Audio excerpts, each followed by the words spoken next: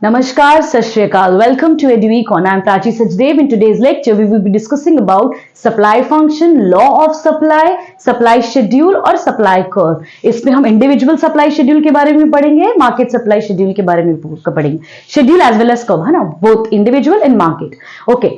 Secondly, children, I wanted to tell you all that I hope you all have seen my videos. जो मैंने previously डाला था वो नहीं देखा है तो प्लीज जाके देख के आइए. मैं लिंक अटैच कर दूंगी, आप प्लीज उससे पहले देख के आइए ताकि ये ज्यादा अच्छे से समझ पाए. तो चिल्ड्रन, सप्लाई फंक्शन क्या है? बेसिकली सप्लाई फंक्शन जो है ये डिटर्मिनेंट्स पे डिपेंड करता है, सप्लाई के डिटर्मिनेंट्स पे. It is a statement which states the relationship between the quantity supplied of a commodity and its determinants. ठीक है, वही मैंने कहा कि जो सप्लाई फंक्शन है, सप्लाई कैसे फंक्शन करेगा ये सप्लाई के डिटर्मिनेंट्स पे डिपेंड करेगा. और डिटर्मिनेंट्स का डिटेल वीडियो मैंने अपने प्रीवियस लेक्चर में डाल दिया है, उसका डिटेल्ड एक्सप्लेनेशन उसमें है, आप जाकर के वो देख के आइए, मैं लिंक अटैच कर दूंगी. ठीक है, वैसे इसके फॉर्मूला पे आते हैं. हाँ, पहले क्या बता रहा है? ये एक ऐसा स्टेटमेंट है जो रिलेशनशिप बताता है किसका? कमोडिटी, कितना क्वांटिटी हम सप्लाई कर रहे हैं और उसके डिटर्मिनेंट्स का. ठीक है, तो फॉर्मूला क्या है? S N equals F P N P one N minus one G F F I F N T E G T N M T. इसको समझते हैं. ये क्या है? Basically supply for N number of commodity. ठीक है, F हमें relate करता है functional relationship between the supply and its determinants, जहां पे पी एन हमें बता रहा है prices of the commodity N, P1, P2, Pn-1 हमें बता रहा है prices of the commodity other than N. GF हमें बता रहा है goals of the firm. FI से FN हमें बता रहा है future prices of the commodity N. T है हमारा टेक्निक्स ऑफ प्रोडक्शन. E है expectations about future prices. GT है टैक्सेशन ऑफ गवर्नमेंट पॉलिसीज.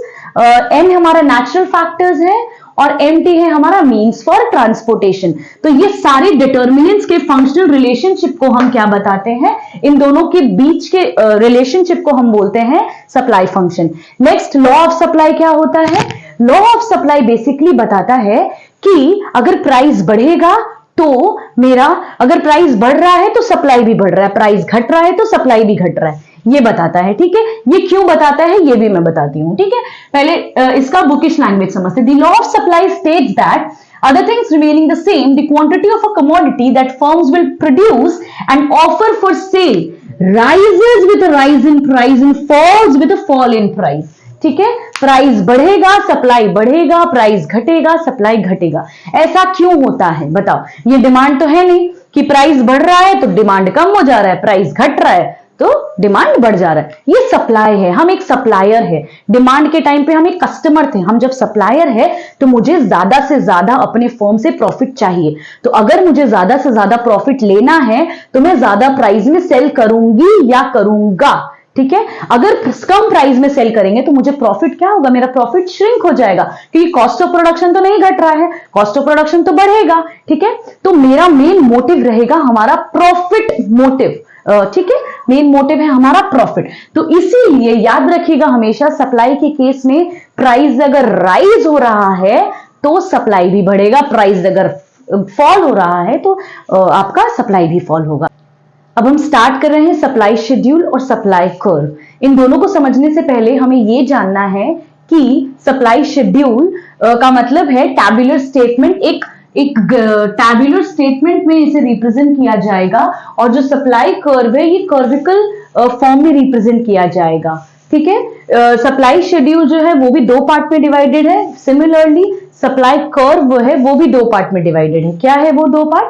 पहला है इंडिविजुअल सप्लाई शेड्यूल और कर्व और दूसरा है मार्केट सप्लाई शेड्यूल और कर्व. ठीक है, अब इसको थोड़ा सा बुकिश लैंग्वेज में समझ के अपने लैंग्वेज में समझेंगे. ठीक है, जो हमें ज्यादा अच्छे से समझ में आएगा. तो बुकिश लैंग्वेज क्या कहता है? बुकिश लैंग्वेज कहता है कि सप्लाई शेड्यूल क्या है? It is a tabular statement which shows that the producers are willing to produce and sell their products at various prices during a particular period of time. Okay, ये है हमारा supply schedule का मतलब. ठीक है, अगर एग्जाम में पूछता है कि इंडिविजुअल सप्लाई शेड्यूल बताइए, तो हम वर्ड इंडिविजुअल लगाएंगे और सेम टू सेम मीनिंग लिख देंगे। अगर पूछता है मार्केट सप्लाई शेड्यूल तो हम मार्केट वर्ड लगाएंगे, सप्लाई शेड्यूल के साथ मार्केट लगाएंगे और पूरा सेम टू सेम लिख देंगे। अब समझते हैं इंडिविजुअल सप्लाई शेड्यूल का मतलब क्या है। इंडिविजुअल सप्लाई शेड्यूल का मतलब है कि एक फर्म या एक प्रोड्यूसर या एक सेलर, कोई भी एक, इंडिविजुअल का मतलब होता है एक, और मार्केट सप्लाई शेड्यूल का मतलब है बहुत सारे, ठीक है। फर्म एक्स, फर्म वाई या फर्म ए, firm B, firm C, firm D, firm ई, सबका सम टोटल होता है मार्केट शेड्यूल, ठीक है। चाहे वो शेड्यूल में हो या वो कर्व में हो, अगर वर्ड मार्केट है तो सबका सम अप है, अगर इंडिविजुअल है तो एक के लिए बात हो रही है, ठीक है। तो देखिए इंडिविजुअल सप्लाई शेड्यूल का हमने जो टैबुलर स्टेटमेंट बनाया है, ये देखिए, बस हमें ये ध्यान में रखना है, ये फिगर्स आप चेंज कर सकते हैं अपने हिसाब से, जरूरी नहीं है कि आप बुक में ही जो लिखा है उसको याद करना है, नहीं नहीं नहीं नहीं, नहीं एकदम ऐसा मत कीजिएगा, अपना खुद का भी कॉमन सेंस लगाइए। हमें लॉ पता है, हमें पता है सप्लाई क्या होता है, तो लॉ के बेसिस पे हम अपना खुद का टैबुलर रिप्रेजेंटेशन कर सकते हैं, खुद का ही कर्व बना सकते हैं। लॉ क्या है? लॉ बोलता है कि जब सप्लाई बढ़ेगा, तो जब प्राइस बढ़ेगा तो हमारा सप्लाई बढ़ेगा, तो उसी के बेसिस पे मैंने ये बनाए। देखिए प्राइस है ₹2 पर केजी और हमने क्वांटिटी कितना सेल किया? 10 क्वांटिटी, 10 पर केजी क्वांटिटी सेल किया, ठीक है।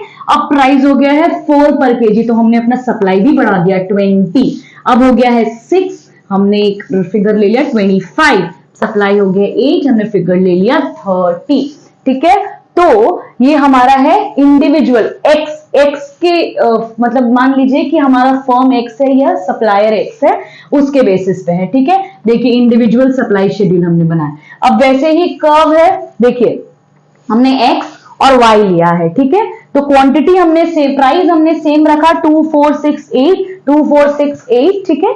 क्वांटिटीज जो एक्स ने कंज्यूम किया ₹2 में 10 पर केजी क्वांटिटी परचेज किया, फिर ₹4 जब अमाउंट हुआ तो उन्होंने 20 पर केजी किया, फिर 6 में 25, 8 में 30, और एक्स और जो वाई है हमारा, वाई फर्म या वाई जो सप्लायर है, उन्होंने कितना सेल किया? ₹2 में 12, 4 में 18, 6 में 24, 8 में 35। हमने जब ये दोनों को ऐड किया, 10 प्लस 12 हमने किया तो 22 आया, 20 प्लस 18 किया तो 38 आया, 25 प्लस 24 किया तो 49 आया, एंड 30 प्लस 35 किया तो हमारा 65 आया। तो ये जो आया बच्चे हमारा, ये है हमारा मार्केट सप्लाई, ठीक है। अब हम पॉइंट्स ABCD, अब सिमिलरली जैसे हमने सप्लाई शेड्यूल बनाया, यही टैबुलर रिप्रेजेंटेशन को हम कर्व में बनाएंगे, ठीक है। हम इसमें क्या करेंगे? वहां पे हमने लिखा था टैबुलर रिप्रेजेंटेशन मीनिंग में, यहां में हम करेंगे कर्व, वर्ड कर्व यूज करेंगे, डायग्रामेटिकली डायग्रामेटिक रिप्रेजेंटेशन का वर्ड यूज करेंगे और सेम टू सेम मीनिंग लिख देंगे, ठीक है। एक बार मीनिंग याद कीजिए, 5 बार इस्तेमाल कीजिए। क्या, कैसे? पहला सप्लाई 6 बार कीजिए, 6 टाइम्स। पहला सप्लाई शेड्यूल में लिखिए, फिर individual supply schedule, market supply schedule, केवल इंडिविजुअल और मार्केट में इंडिविजुअल और मार्केट वर्ड ऐड करना है, सप्लाई कर्व में डायग्रामेटिक रिप्रेजेंटेशन लिखना है, और इंडिविजुअल अगर सप्लाई कर्व है तो इंडिविजुअल डाल दीजिए, और मार्केट सप्लाई कर्व है तो मार्केट डाल दीजिए। Very easy, easy peasy lemon squeezy. Okay, see this curve now. अब इसके बेसिस पे ये कर्व बनेगा, ठीक है। कैसे?